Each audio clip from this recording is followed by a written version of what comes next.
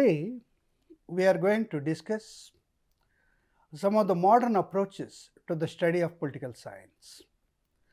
As we all know, there are two types of approaches to the study of political science, the traditional approaches and modern approaches. Among the modern approaches, we are going to study the systems approach and structural functional approach. These two approaches are developed by American political scientists. These two are called as the modern approaches to the study of political science. To study the political science, there are two types of approaches. One is the traditional approaches, the other one is the modern approaches. We have the philosophical approach, historical approach, institutional approach, and juridical approach. These approaches were used till 19th century. But in 20th century, some of the new approaches have come. These new approaches are mostly developed by American political scientists and Western political scientists. Among them, Gabriel Allman, Brigham Powell, Sidney Verba, Charles Merriam, and other political thinkers and political scientists are prominently noted. The modern political approaches, the modern approaches to the study of political science are behavioral approach, post-behavioral approach. Within the behavioral approach, the systems approach and structural functional approach are the important approaches. In fact, the traditional approaches were followed till 19th century. They are all state-centric approaches, but modern approaches are citizen-centric approaches. They study about the political behavior of the citizens, whereas the traditional approaches study about the government, the constitutions, the political system, the political institutions and other things. Whereas the modern approaches, they study about the citizen, his rights, his duties, his constitution, his government. So likewise, the modern approaches are called as the citizen-centric approaches. Among the modern approaches, we have systems approach and structural functional approach are the two important approaches that we are going to study today. The systems approach is developed by David Easton. David Easton is an American political scientist, and likewise is developed by so many political scientists. Among them, Gabriel Allman and Brigham Powell are the two important political scientists. In today's class, we are going to study about the systems approach and structural functional approach. First, let us study about the systems approach. Systems approach considers political system or a country as a political system and how various activities in the political system are carried out between the government and between the people, between the government and people, and among the people. That's why it is called as the systems approach. The systems approach is also known as the input-output model. It is developed by an American political scientist known as David Easton. David Easton has developed this system. And this system says political system is one of the subsystems of society. In every society, there are various subsystems. We have a political system, we have an economic system, we have a geographical system, we have a cultural system, we have certain other systems. So likewise, political system is also one among the systems. So political system as such works with certain activities. So the basic aim of the systems approach is to study how the political system is dynamically run itself between the government and the people. So political system is considered as a subsystem of social system. David Easton defines politics as authoritative allocation of values for society. First of all, he defines what is politics. What is politics? According to David Easton, politics is authoritative allocation of values. Values means benefits. Authority means government, the people with power. Allocation, they distribute values, various benefits to the people. That means the authority of the government distribute various benefits to the people. The values are economic values. So, this is how politics is defined as authoritative allocation of values. It defines politics as authoritative means with all authority, the people with political power, with all their authority, they allocate, that means they grant various benefits, they are called as the values for the society. In a society there are so many groups, there are so many sections of people. So, each and every section of the people is getting some benefit or the other from the government. So, that is how the government uses its authority to distribute various benefits to the people. This is known as authoritative allocation of values. With all its authority, the people in power allocate benefits, they are called as the economic values for the society. So, this is known as authoritative allocation of values. So, in family, political parties, student organizations and other subsystems are called as political para-political systems. They also develop politics in any society. And now let us see what is the definition of authority. Authority means the people in power who grant benefits. Generally, people elect their leaders and these leaders get their political power. By using their political power, the leaders grant benefits to the people. They are called as the authority. So, the power of authority is called as authoritative. So, they allocate means they distribute the benefits to the people. There are so many benefits that government gives to the people. For example, for the farmers, the government gives fertilizers and pesticides, seeds, agricultural inputs and free power supply. So, these are all the benefits that the agricultural community gets. And the government also fixes agricultural marketing prices. They are called as the minimum support price. So, these are the benefits that the farmers get from the government.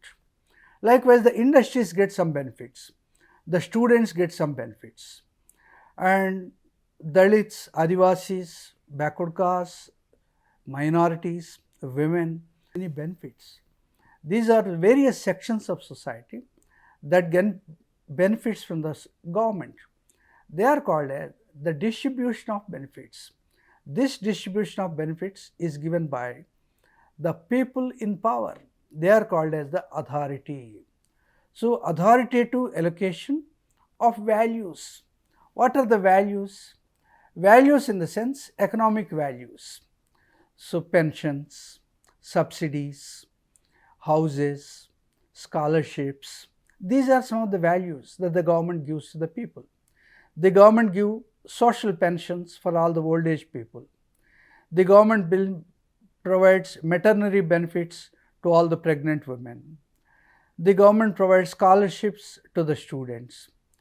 So, the government gives subsidies to the agricultural community and industrial communities. So, likewise, the economic benefits that different sections of society get from the government are called as the benefits. These benefits are called as the values. Values means economic values. So, authoritative allocation of values. The people in power with all their authority allocate, grant these benefits to the people. So, politics is defined as authoritative allocation of values. David Easton has defined politics as authoritative allocation of values. There are three important terms here: authoritative allocation of values in a society. What do you mean by authority? Authority means people in power have the right to grant benefits. That is called as the authority. Allocate means they distribute. Generally, the benefits are to be distributed among all the people. The government should show equanimity among all sections of people. It cannot grant so many benefits to one section of society and neglect other sections. It should equally and with all its equanimity, it should distribute all the benefits to different sections of people. That's why authoritative benefits that people get are called as authoritative allocation of values. So, the political system works with the help of two important inputs, inputs and outputs. Inputs and outputs. Inputs means people who demand the government and people who support the government, that is called as inputs. People demand the government, various demands, agricultural demands, industrial demands, the demands of the students, the demands of the women, the demands of the environmentalists, the demands of employees. So, likewise, each and every section of society demand various economic benefits from the government. So, the government works on these demands. So, the demands are the first important input, and people who get the demand from the government support the government. People who get the grants from the government, they support the government. So, demands and supports constitute the inputs. Demands and supports constitutes the inputs of the political system. And based on these demands and supports, the government gives policies and decisions. It takes decisions on grants, it takes decisions on allocations, and it also makes policies. There are various policies the government formulate: agriculture policy, industrial policy, import-export policies, welfare policies, backward class welfare policies, women welfare policies, tourism policy. Likewise, the government formulates various policies, and with the help of these policies, the government allocates various values to the people. So, policies are the policy decisions. With the help of the decisions and policies, the government provides various benefits to the people. For example, the Telangana government has decided to waive the agricultural loans of all the farmers. That is the policy of the government. Within the policy of the government has taken steps to waive certain amounts of loans of the medium farmers and peasants, small peasants and marginal peasants. So, this is how the benefits that the government gives is in the form of decisions and policies. So, decisions and policies are the outputs. Now, let us go back to the inputs. What are the inputs? The demands and supports from the people to the government are called as the inputs, whereas the decisions and policies are called as the outputs. So, with the help of these inputs and outputs, people make inputs. The government transforms the inputs into outputs, inputs and outputs, inputs and outputs. With the help of these inputs and output policies, this is called as input-output model. The government allocate certain values to the people. The government uses its authority and allocate values to the people.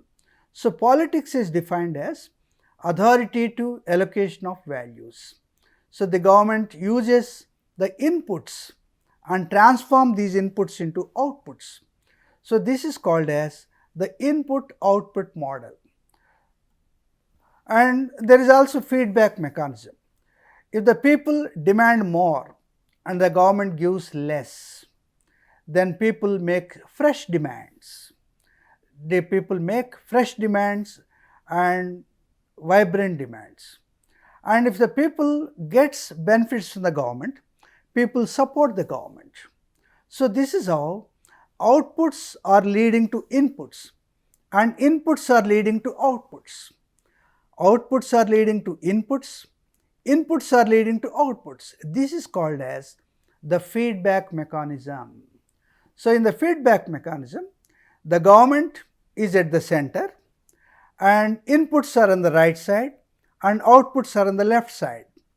So, the feedback mechanism is in a circular way. So, first the system works from inputs.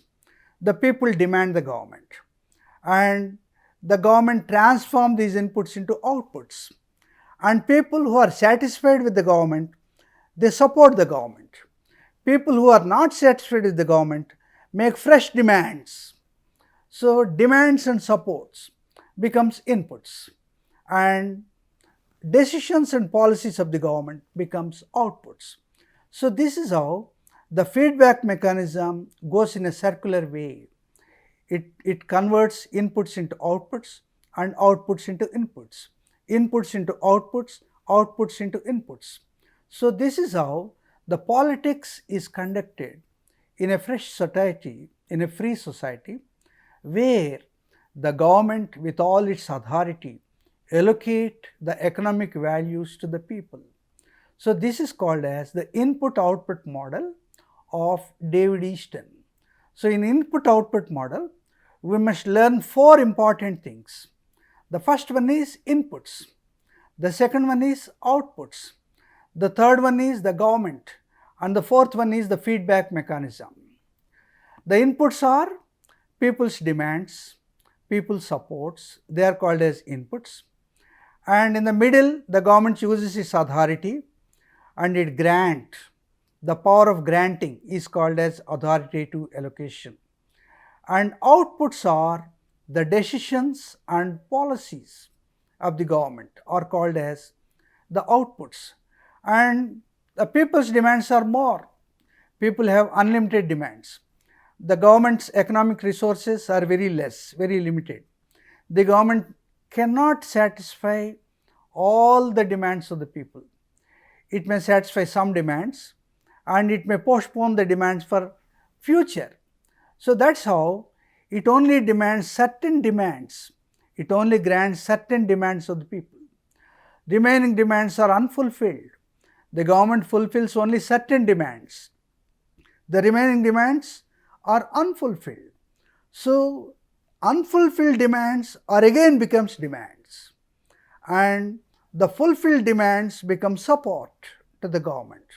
So, the inputs become the supports and demands are called as inputs, and these inputs are converted into outputs with authority. That authority is called as the government, and the outputs are the decisions and policies. So, they are called as the output. So, this is called as input-output model, and the society has a feedback mechanism. With the help of the feedback mechanism, the inputs becomes output and outputs becomes inputs. So, this is one model. This is how the politics is understood as input-output model. The second important model of analysis of politics is the structural functional approach. The structural functional approach is the second important approach to understand politics.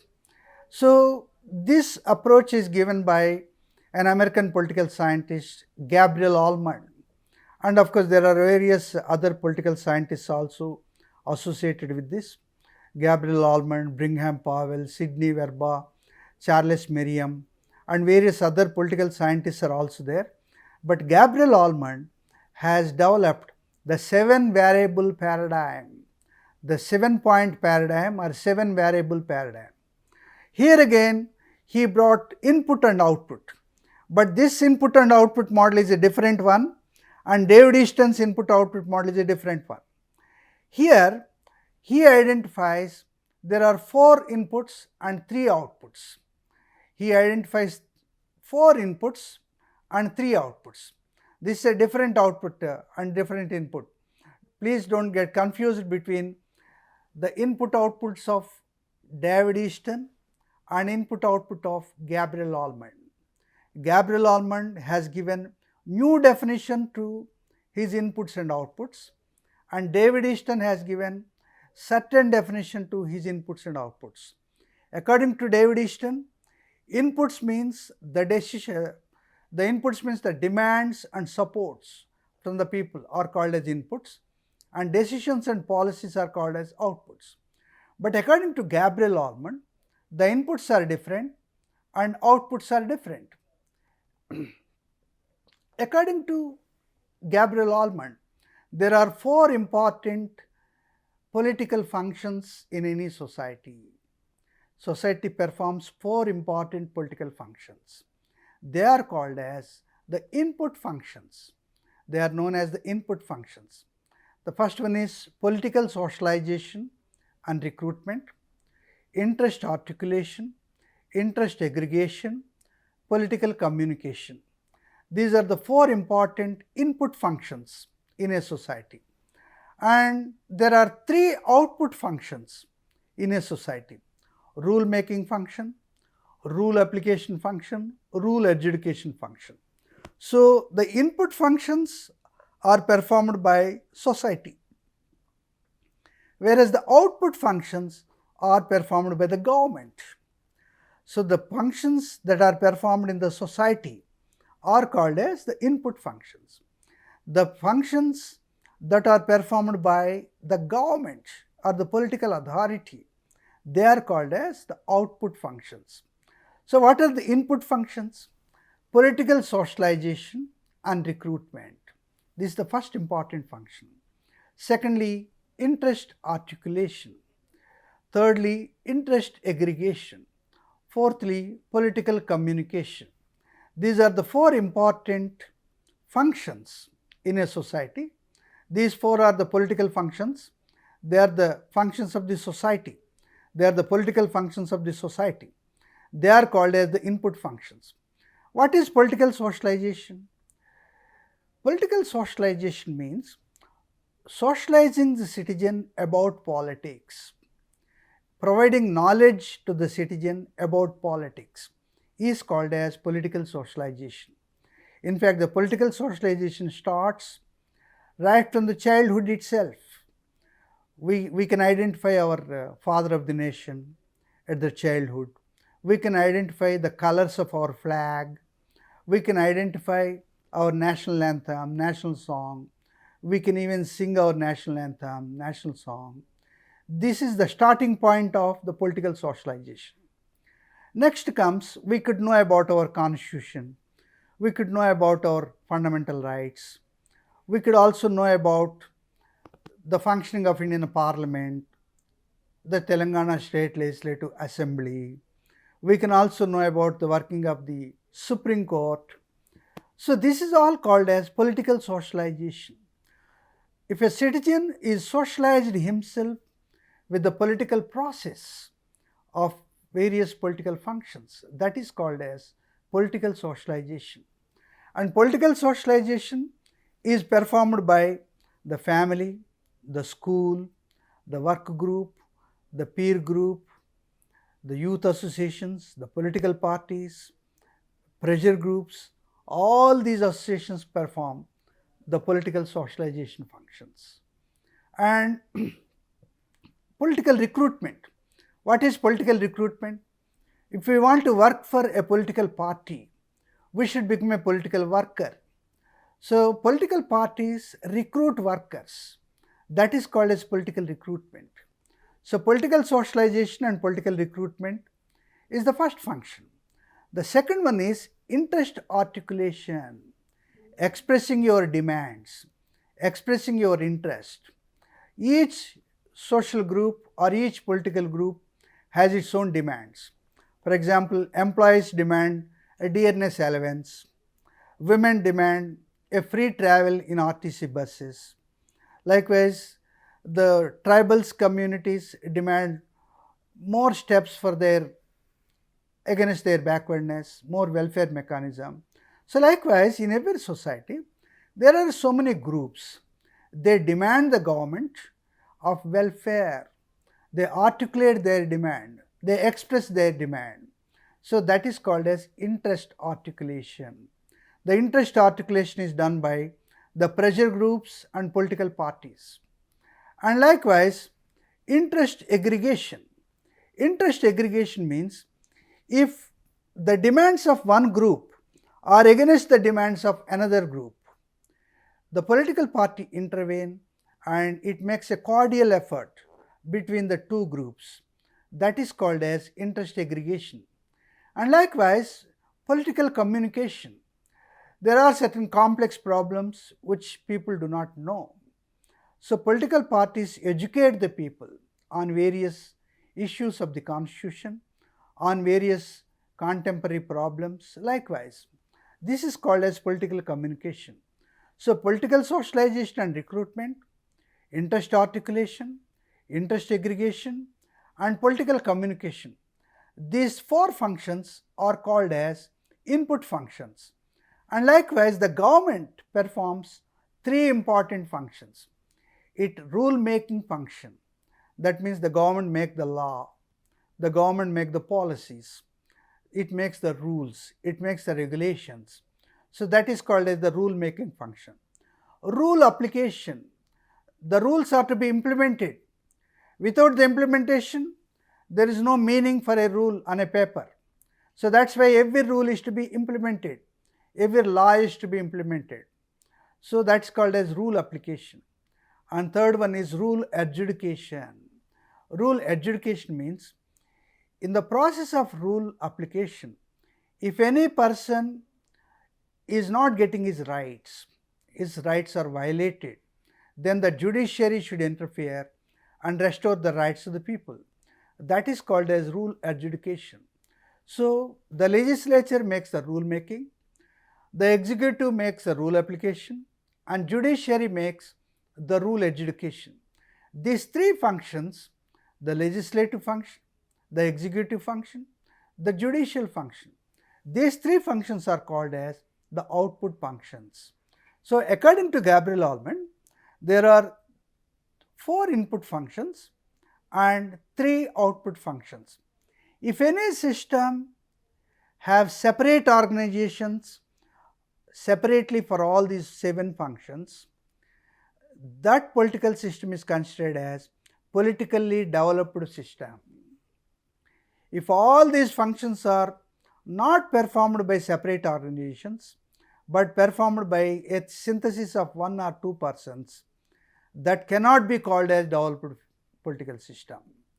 So, a political system is developed only when these 7 functions, 4 input functions and 3 output functions are to be performed by 7 different agencies. If these 7 agencies are not there in the political system, that political system is considered to be underdeveloped political system.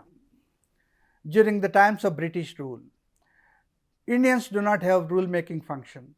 The legislature was not there, executive was there, but judiciary also with limited powers. So, the powers are all performed by only one person, the Governor General. And likewise, the input functions are there.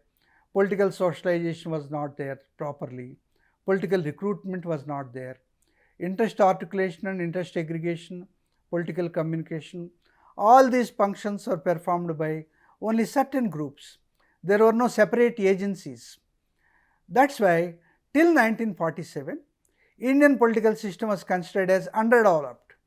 But from 1947, thanks to Dr. B.R. Ambedkar, who has given a beautiful and explicit constitution, all the 7 functions are separately written. All the 7 functions are performed by separate agencies. Now we can claim